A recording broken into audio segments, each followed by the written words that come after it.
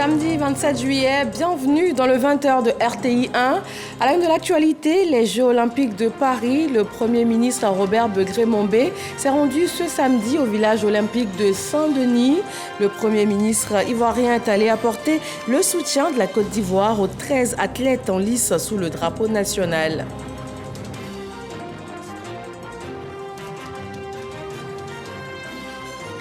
La Côte d'Ivoire se tient aux côtés du Libéria pour la célébration du 177e anniversaire de l'indépendance de ce pays frère. Le ministre de l'Intérieur et de la Sécurité, Vagondo Diomondé, a délivré le message du chef de l'État ivoirien pour le renforcement de la coopération entre les deux pays. La Sodexam teste la sûreté de l'aéroport de Korogo. 2 mois après l'inauguration de l'infrastructure, il s'agit d'éprouver le système de défense pour tout incident ou accident qui pourrait survenir au sein de l'aéroport. C'est également un test de la réaction générale des acteurs intervenant dans le plan d'urgence.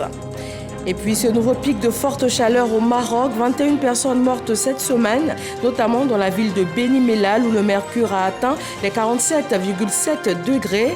En attendant la baisse des températures, le ministère de la Santé annonce des mesures. Bonsoir à tous.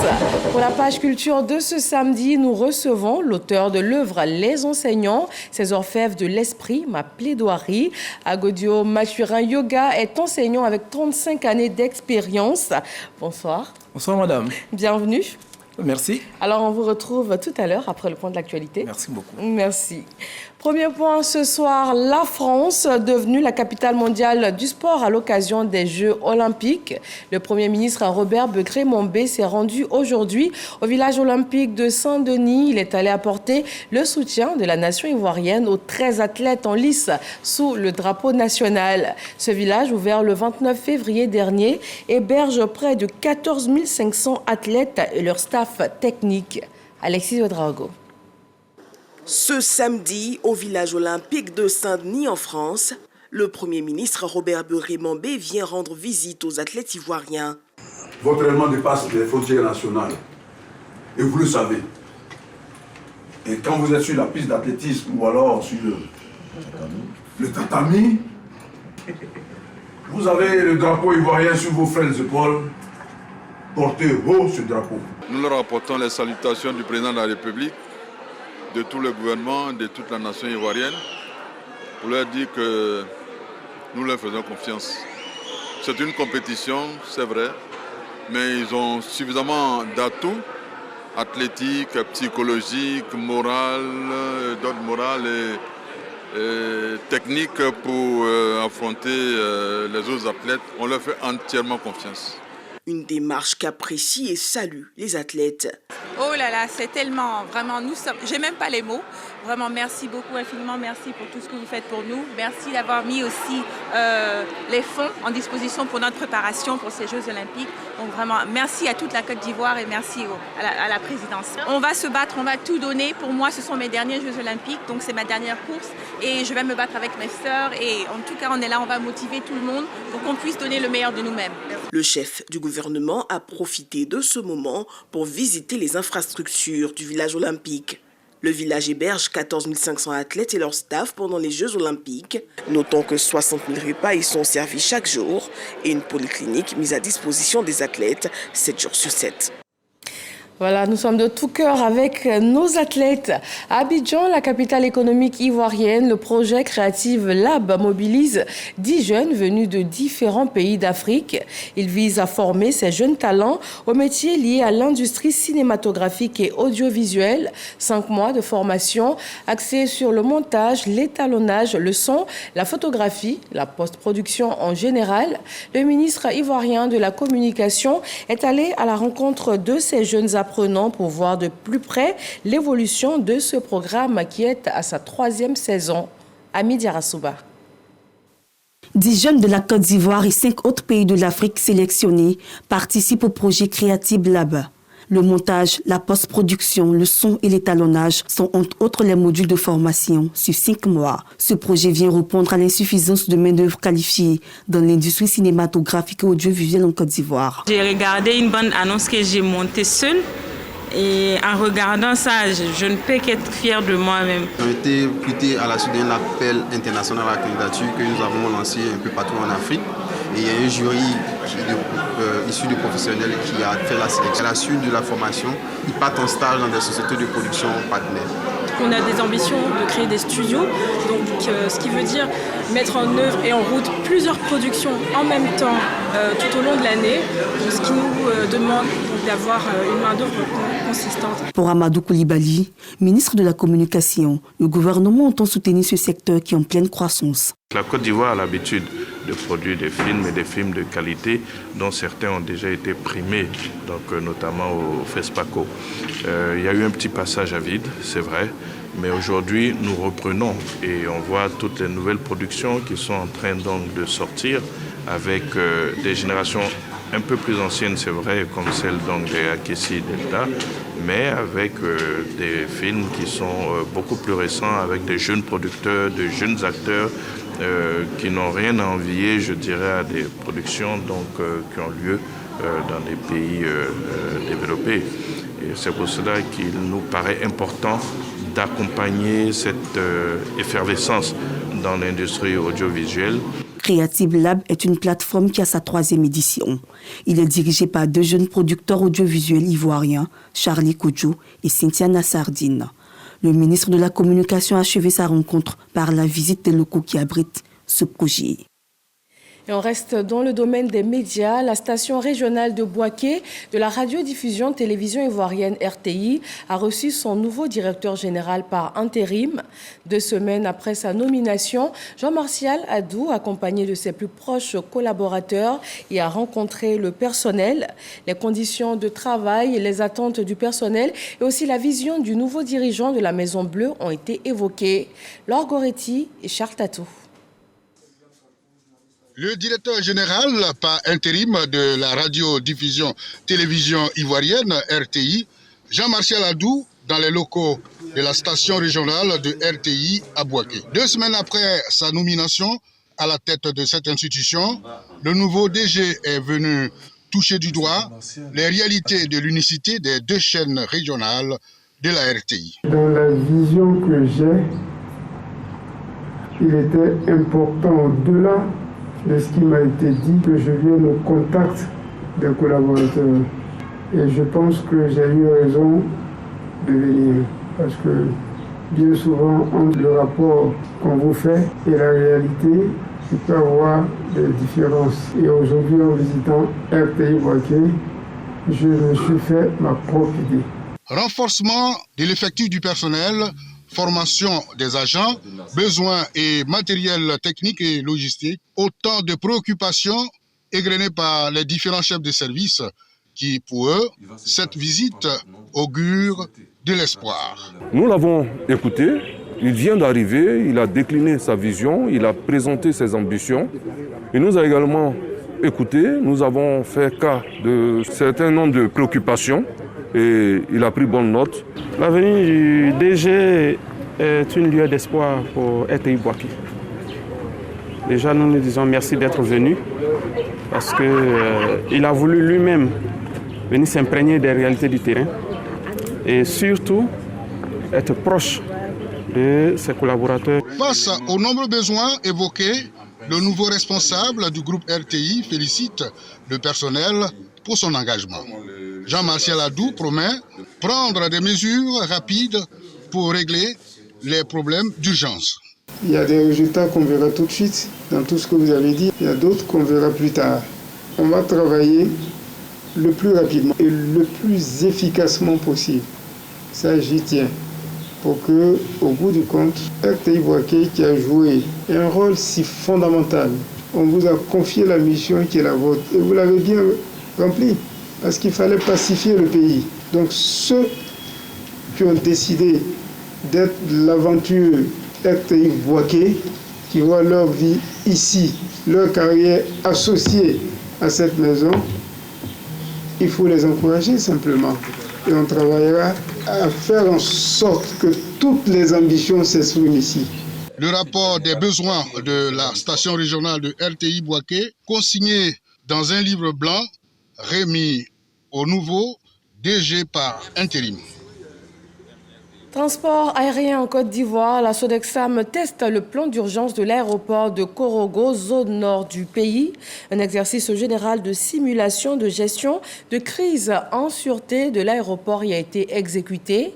Il s'agit d'éprouver le système de défense en prévision de tout incident ou accident qui pourrait survenir donc à l'aéroport de Korogo, mais également tester la réaction générale des acteurs intervenant dans le plan d'urgence.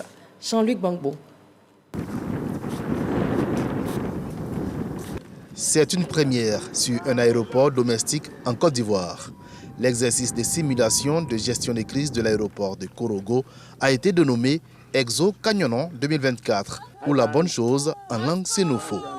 Cet exercice a permis de simuler une sortie de piste avec incendie. 17 passagers, dont 4 membres d'équipage à bord d'un aéronef qui a fait 12 blessés, une victime indemne et 4 morts. Il faut dire qu'à l'annonce de ces chiffres, les familles se sont énervées, elles se sont emportées parce qu'elles ont voulu connaître l'identité des morts. Ah, passé toute la journée ici.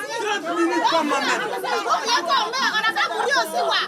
Au bout d'une heure d'activité, la crise a été maîtrisée par les équipes de la Sodexam et les parties prenantes. Exo Canyonon 2024, selon les organisateurs de cet exercice, a connu un franc succès. Les aéroports sont tenus donc de élaborer n'est-ce pas, un plan d'urgence et de le mettre en œuvre à travers des exercices pour s'assurer qu'effectivement les dispositions documentaires, opérationnelles et de coordination qui ont été prises dans le plan d'urgence sont conformes et pertinentes. Donc c'est ce que nous avons fait aujourd'hui à travers n'est-ce pas, cet exercice. La gestion de cette crise qui a mis en exercice réel, entre autres, le Centre des opérations d'urgence pour la gestion des victimes, le traitement de l'information de crise, la logistique ou encore la prise en charge psychologique et émotionnelle a surtout démontré de la capacité de la Sodexam et des parties prenantes à faire face à tout incident qui pourrait subvenir à l'aéroport de Korogo. Partons pour Boisflé, zone centre-ouest de la Côte d'Ivoire, la 7e édition de la journée d'excellence et du mérite de la région de la Maraoué. Le conseil régional a fait des dons d'ordinateurs portables aux 7 majors de promotion. Le commentaire de Carmelzia. Boisflé, région de la Maraoué. Au terme de l'année scolaire, les meilleurs élèves ont été récompensés. C'était lors de la 7e édition de la Journée d'excellence et du mérite, initiée par la Direction régionale de l'éducation nationale et de l'alphabétisation de Boisflé. Nous sommes tous heureux de constater aujourd'hui que tous les programmes scolaires sont achevés dans la quiétude. Ma satisfaction est d'autant plus grande que nos résultats aux différents examens cette année sont assez encourageants et prometteurs. Pour marquer le coup, le président du conseil régional de la Maraoué est venu les bras chargés. Il a offert aux 7 majors des ordinateurs portables dernière génération dans le but d'améliorer leurs conditions de travail. Chers parents, c'est en voulant vous ressembler que nous nous sommes mis aussi ardemment au travail. Nous continuerons d'œuvrer pour que notre région soit une fierté nationale. Une occasion pour Zoro Epiphane Balo de féliciter les récipiendaires et de sensibiliser leurs camarades à persévérer dans le travail. Vous pouvez être fiers de vous, mais faisons le pari que pour l'année scolaire 2025, on double donc cet effort-là, on soit à 20-25% d'évolution vers l'excellence. Par ailleurs, Epiphane Zoro Balo a annoncé l'organisation prochainement de 2 concours éducatifs, à savoir les mathématiques et l'art oratoire. Dans la région de la Bagoué également, on promeut la culture de l'excellence. Les meilleurs élèves du primaire et du secondaire reçoivent donc des prix décernés par le conseil régional. Les meilleurs bacheliers ont reçu des bourses d'études pour le Maroc. Charles Tatou. Cette cérémonie répond à l'engagement pris par le conseil régional de la Bagoué quant à sa contribution à la saine émulation des élèves du primaire et secondaire des 3 départements qui forment la région de la Bagoué. Excellence, Monsieur le ministre, honorables invités, nous lauréats sommes conscients que cette distinction est aussi une responsabilité, car nous devons tout mettre en œuvre pour mériter la place qui nous est accordée aujourd'hui. Une action bien appréciée par l'Union solidaire des enseignants-chercheurs originaires de la région, venus apporter leur soutien. Partout où on parle d'éducation, de formation et de recherche, nous sommes interpellés. Nous sommes visés et même concernés. Le ministre Bruno Nabagné-Koné, président du conseil régional de la Bagoué, dévoile sa vision à travers cette célébration de l'excellence. L'institution de cette journée du mérite et de l'excellence, à la fin de la programmation des résultats des années scolaires, vise pour nous, en réalité, plusieurs objectifs. C'est d'encourager, c'est de motiver, c'est de créer une émulation saine, non seulement entre les élèves, mais entre les établissements scolaires de notre région. Au total, 71 meilleurs élèves ont été primés. Les 3 meilleurs bacheliers des 3 départements, notamment Bundiali, Kouto et Tengrela, bénéficient chacun d'une bourse pour la poursuite de leurs études au Maroc.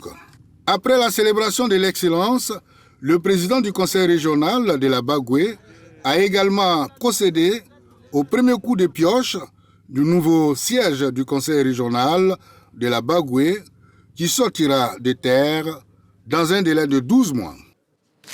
On parle aussi d'excellence, de probité et de transparence dans la fonction publique. Les compositions pour les concours de la session 2024 démarrent le 17 août prochain. Et à quelques semaines de cette date, les acteurs impliqués dans l'organisation ont signé une charte d'éthique. Grâce Kando. À travers cette signature, les acteurs impliqués dans l'organisation des concours administratifs session 2024 adhèrent à la charte d'éthique. Elle se résume en 15 articles, dont la responsabilité, la probité et l'impartialité. Elle s'inscrit aussi dans la mise en œuvre de la politique de crédibilisation des concours. En signant cette charte, nous nous sommes engagés à faire en sorte que ces concours, du début jusqu'à la fin, soient organisés selon les recommandations de Mme la ministre. Soyez de bons ambassadeurs de notre processus de bonne gouvernance. Soyez des ambassadeurs zélés dans le cadre de la lutte contre la corruption. Au nombre des innovations majeures cette année, la création d'une plateforme unique avec des procédures uniformisées. Ce sera un portail unique qui va rassembler l'ensemble des concours administratifs organisés en Côte d'Ivoire pour devenir fonctionnaire ou agent de l'État. Ce qui aura le mérite de la simplicité pour les fonctionnaires, la simplicité pour les citoyens qui veulent devenir fonctionnaires. Ils sauront qu'il y a un seul guichet auquel il faut aller pour avoir l'ensemble des concours qui sont ouverts. Ça, c'est le premier avantage. Le second avantage, c'est très important, ça va éviter les cas d'escroquerie. Le lancement des compositions est prévu le samedi 17 août prochain à Yamoussoukro. La ministre d'État, Anou Loto, exhorte les candidats à se détourner des pratiques peu recommandables. Interception des listes dont on a tant parlé. Et malheureusement, je l'ai dit, le jour qu'une liste tombe en nommé, tous ceux qui sont sur cette liste-là, bons ou mauvais, ils ne vont pas être admis. Autant vous mettez tant d'argent, tant d'énergie et de temps pour tromper l'administration, autant vous pouvez mettre cet argent dans des business plus honorables, plus vertueux, qui vous rapporteront certainement de l'argent obtenu de façon honnête. Pour cette session 2024, 369 concours sont en lice. 10 villes ont été retenues pour les compositions, entre autres Abidjan, Gagnoa, Korogo, Man et Daloa. Composition qui démarre donc le 17 août prochain. En politique, le RHDP affûte ses armes en vue de l'élection présidentielle de 2025. Dans la commune d'Abobo, la coordinatrice principale du parti, Kandia Kamara, a mobilisé ce samedi les militants et les a mis en mission avec pour objectif l'inscription de plus de 70 000 nouveaux électeurs sur la liste électorale. Le reportage de Khalil Diomandi.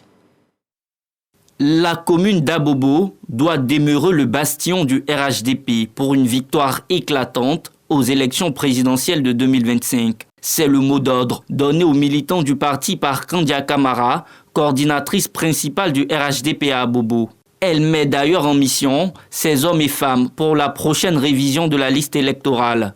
On a 404 000 personnes que nous avons inscrites sur la liste électorale. Mais ce n'est pas suffisant. Nous devons retrouver 70 865 personnes à faire inscrire sur la liste électorale.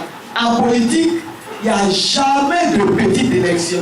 En politique, il ne faut jamais sous-estimer un adversaire. Donc Abobo a décidé le candidat de notre parti pour l'élection présidentielle d'octobre 2025 s'appelle Alassane Ouattara. Le message est bien perçu par les différents responsables de la coordination du RHDP d'Abobo. Nous sommes déjà à la tâche. Nous prenons l'engagement ferme de relever les défis en enrôlant les 70 800 nouveaux électeurs pour notre commune. J'ai 26 secrétaires de session et avec les 26 secrétaires de session, nous avons collectionné des choisifs à notre niveau que nous allons faire porter à nos secrétaires, à nos agents collecteurs et nous allons faire les porte en porte pour pouvoir faire sortir le meilleur résultat de notre zone. Dans l'exécution de la mission qui leur a été assignée, les militants ont reçu l'injonction de privilégier la paix et la cohésion sociale, des valeurs chères au président du RHDP, Alassane Ouattara. À Ouangolodougou, la ville aux deux frontières, la Commission Défense et Sécurité de l'Assemblée nationale et la Fondation Friedrich Herbert créent un cadre de rencontres et d'échanges directs entre les élus locaux, les forces de défense et de sécurité et les populations. Le programme Dialogue politique, société, sécurité vise la consolidation de la paix et de la sécurité. Jean-Yves Zadi et Kader Sogodogo. Rencontre entre les élus locaux, forces de défense et de sécurité et la population de Ouangolodougou. Un cadre propice aux échanges directs favorisant le rétablissement et la consolidation de la confiance entre, d'une part, les populations elles-mêmes et d'autre part, les populations et les autorités civiles et militaires. L'initiative, dénommée Dialogue politique, société-sécurité, est un programme organisé conjointement par la Commission Défense et Sécurité de l'Assemblée nationale et son partenaire de la Fondation Friedrich Herbert. Aujourd'hui, il est important pour nous de créer un cadre où les forces de défense et de sécurité, la population et les élus puissent se parler, trouver des pistes de solutions pour consolider ce que nous appelons la confiance entre eux. Nous pensons que l'objectif a été atteint parce qu'on a eu des échanges francs avec les populations. Donc je pense qu'il était bon qu'on soit à Ouangolo pour les sensibiliser et avec les forces de l'ordre pour qu'on puisse se comprendre. Même s'il y a déjà une entente, il faut renforcer de sorte qu'ils aillent encore plus loin. Une initiative soutenue par l'ensemble des élus de la localité. Je m'associe pleinement à cette initiative qui vise à créer un climat de cohésion, de paix et d'unité à l'image de la Côte d'Ivoire qui a renoué avec un climat de stabilité et de réconciliation grâce au leadership du chef de l'État, son Excellence Alassane Ouattara. Le corps préfectoral du département salue l'initiative et invite la population à l'union pour la consolidation de la paix et la sécurité. Prochaine étape, les villes de Mans, Soubré et Bondoukou. Le Libéria a célébré hier vendredi 26 juillet le 177e anniversaire de son accession à l'indépendance. Le président libérien Joseph Boakai a lancé un appel à la paix et au rassemblement pour un développement durable. Et la Côte d'Ivoire a été représentée à cette célébration symbolique et solennelle par son ministre de l'Intérieur et de la Sécurité. Le point de Jean-Marc Djadji. Ce matin du 26 juillet, la capitale du Libéria, Monrovia, est dans la sobriété en cette commémoration du 177e anniversaire de son indépendance. Ashmount Street, l'artère principale de Monrovia, dans le comté du Montserrado, est sous ses parures de fête. Non loin du pavillon du centenaire, lieu monumental où se déroulent les festivités, une ambiance folklorique.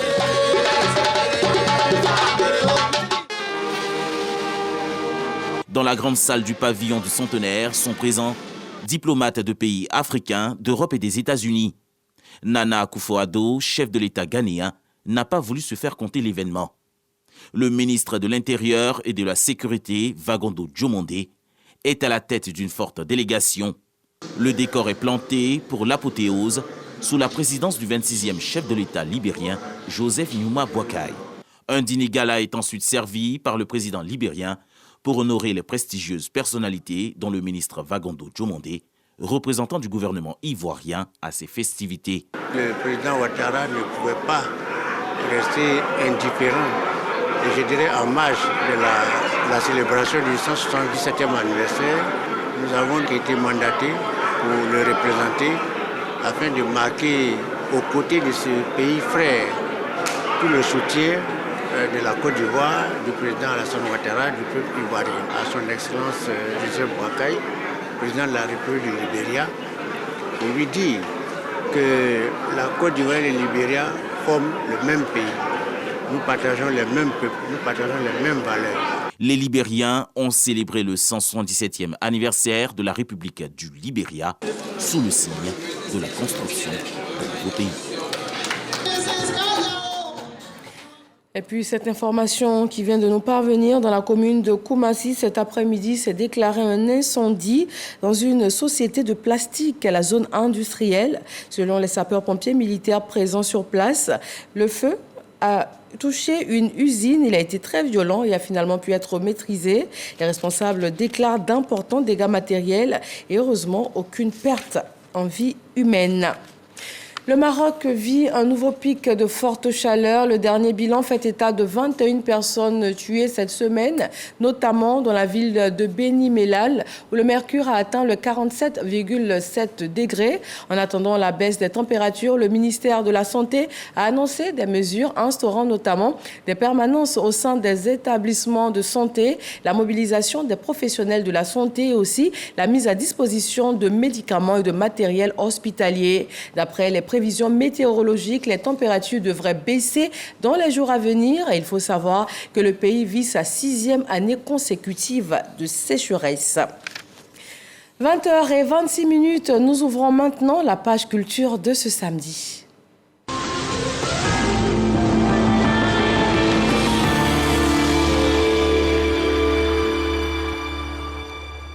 Premier point culturel ce soir, l'Abissa. Les couleurs de l'édition 2024 ont été annoncées au cours du lancement officiel au Palais Royal d'Enzima Kotoko à Grand Bassam. Du 19 au 3 novembre 2024, l'Abissa s'annonce riche en rythme et en sonorité, issue principalement du patrimoine culturel des peuples de Tiapoum et du Ghana voisin. Serge Pacom Didi et Jean-Marc Djadi.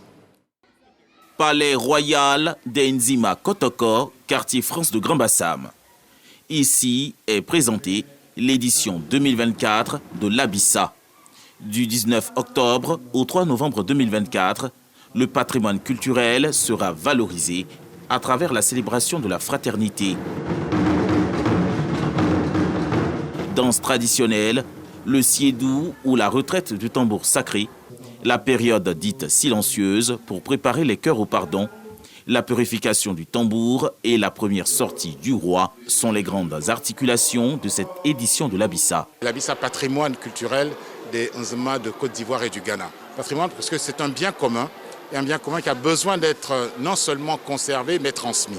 Donc au cours de cette Abissa, nous allons travailler pour que les jeunes générations puissent s'imprégner de cela et aussi toute la population. Le ministère de la Culture et de la Francophonie réaffirme à cette occasion sa volonté de maintenir la flamme de l'Abissa. L'Abissa constitue un pan fondamental de notre patrimoine culturel. Et l'Abissa est une fierté non seulement pour le peuple Nzima Kotoko, mais aussi et surtout pour la Côte d'Ivoire et pour l'Afrique. L'Abissa 2024 se déroule à 1 an de l'élection présidentielle. Moment donc propice pour promouvoir la cohésion sociale. Ce grand rendez-vous de la tradition d'Enzima Kotoko s'annonce comme une opportunité d'affaires et d'employabilité pour les jeunes de la localité. Un autre événement culturel qui met aussi en avant le riche patrimoine culturel ivoirien, l'Adaye Kessie Festival. C'est l'art de promouvoir la culture et la cohésion entre les peuples. Il est à sa 9e édition qui va se dérouler du 29 octobre au 2 novembre prochain dans le département de Bandoukou. Après sa 8e édition, place à la 9e. Adaye Kessie Festival, c'est la promotion de la fête de l'Igname dans le royaume Bron. Il vise à sensibiliser le public sur l'importance à magnifier la cohésion tout en respectant les limites étatiques au sein d'une même culture. Pour ce rendez-vous culturel, le thème choisi est Peuple transfrontalier, les valeurs traditionnelles en partage. Nous invitons cette année le peuple transfrontalier de la Côte d'Ivoire à venir partager avec le peuple bron leur culture. Quand on parle de festival culturel de cette envergure, on ne peut que s'associer à ce genre d'événement parce que la DKC est un grand festival et Côte d'Ivoire Tourisme depuis le début a voulu accompagner cet événement de manière institutionnelle, de manière technique, de manière financière pour faire rayonner la culture ivoirienne. Le festival Adaye Kessi, c'est le partage d'expériences et de mélanges ethniques. Pour le comité d'organisation, la culture, c'est l'identité d'un peuple. Aussi, appelle-t-il les peuples de la Côte d'Ivoire pour une synergie culturelle. Les dépositaires de la culture orale de la région du Tchologo, bien connue sous le nom de griot, ont décidé de se mettre ensemble pour mieux exercer leur art et pour mieux servir. Désormais, une mutuelle existe pour matérialiser leur union. Kader Sogodogo. On va installer le chef de griot dans toutes les villes de la Côte d'Ivoire. Lui, c'est Djeli Tchomba Dramé. Il est désormais le président de la mutuelle des griots du Tchologo, en abrégé MUGRIO. Les dépositaires de la culture orale veulent s'organiser pour une meilleure appropriation de leurs activités. Comme attribut reçu, une canne, une queue de cheval, une aiguille et un objet non identifié. Dans la réussite de cette nouvelle vision, la MUGRIO pourra compter sur les élus et les cadres du Tchologo. Berté Abdraman Timoko, maire de Kong, est le parrain. Celui qui officie aujourd'hui la destinée de la mutuelle des griots du Tchologo est-elle d'être de l'art, de la parole. C'est aussi et surtout une personne qui s'implique de raison et de cœur dans toutes les activités sociales, économiques, religieuses et politiques dans notre région et même au-delà. Le ministre d'État, Téné Birahima Ouattara, patron de la cérémonie, à travers son représentant, invite les griots à être des acteurs de paix et de cohésion partout dans le Tchologo. Djeli est aussi un maillon essentiel de la société qui transmet des valeurs, qui conseille, qui unit les peuples. Personne ne viendra unir les griots à leur place. En Afrique subsahélienne, membre de la caste des poètes musiciens ambulants, dépositaire de la culture orale et réputé être en relation avec les esprits, le griot ou Djeli a un rôle prépondérant chez les peuples du nord de la Côte d'Ivoire.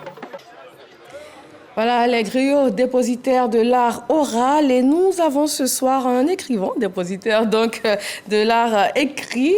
Les enseignants, ces orfèvres de l'esprit, ma plaidoirie est une œuvre de Agodio Mathurin Yoga. Il est enseignant et il vient dans ce livre, qui est son 3e d'ailleurs, faire une introspection dans l'environnement de l'enseignement en Côte d'Ivoire. Rebonsoir cher auteur. Bonsoir madame. Merci d'être avec nous ce soir. Les enseignants, ces orfèvres de l'esprit, ma plaidoirie. Oui.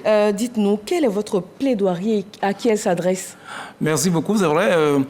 Le titre d'abord, ça amuse quand on entend plaidoirie pour un enseignant. On dit non, mais est-ce qu'il est avocat? Non, c'est juste pour dire que à travers cette œuvre, je parle un peu de notre corporation, je parle un peu de notre ensemble en tant qu'enseignant. Et quand il n'y a pas d'enseignant, en tout cas sans force modestie bien sûr, mais c'est pas aussi une comment ça, je ne vais pas m'engager, n'est-ce pas, pour prendre la défense de tout le monde. Non, pas du tout. Mais seulement, je veux dire que je parle depuis la maternelle, en passant par le secondaire, jusqu'au supérieur. Donc vraiment, je le dis, à travers ce livre, je voudrais seulement que les enseignants, qu'on leur reconnaisse un tout petit peu cette valeur et vraiment ce côté qu'ils défendent en enseignant. D'accord, mais bien sûr, en passant des informations sur les enfants, mais surtout, en éduquant. Donc, on forme, mais on éduque. Donc, tout à l'heure, justement, qu'on va aller en profondeur. Donc, votre plaidoirie, c'est pour la reconnaissance donc, de la valeur de l'enseignant. Merci, madame. Et elle s'adresse à qui? Oui, cette œuvre s'adresse d'abord aux enseignants, mais l'opinion en général s'adresse aussi à nos apprenants, nos élèves, nos étudiants, mais aussi aux parents. Donc, tout le monde est concerné parce que quand on parle d'éducation, quand on évoque l'éducation, c'est vaste et c'est sensible. Très sensible. Alors, nous allons suivre ensemble ce reportage de Serge Pacom Didi qui nous présente l'œuvre dans son intégralité. Et puis, on revient tout de suite après. Formation à l'éducation à la citoyenneté, d'importants rôles joués par les enseignants dans la société évoquée dans cette œuvre littéraire. Les enseignants, ces orfèvres de l'esprit, ma plaidoirie, 3e production littéraire de Mathurin Agodio, enseignant de formation. Inviter le corps enseignant à plus d'abnégation au travail, plus de responsabilité et éloigner la jeunesse de tous les vices. L'auteur veut ainsi redorer l'image de l'enseignement en Côte d'Ivoire à travers les thématiques comme pédagogie, violence entre enseignants et élèves, le travail, la conscience professionnelle, le mérite sont des valeurs prônées dans cette production littéraire de 119 pages.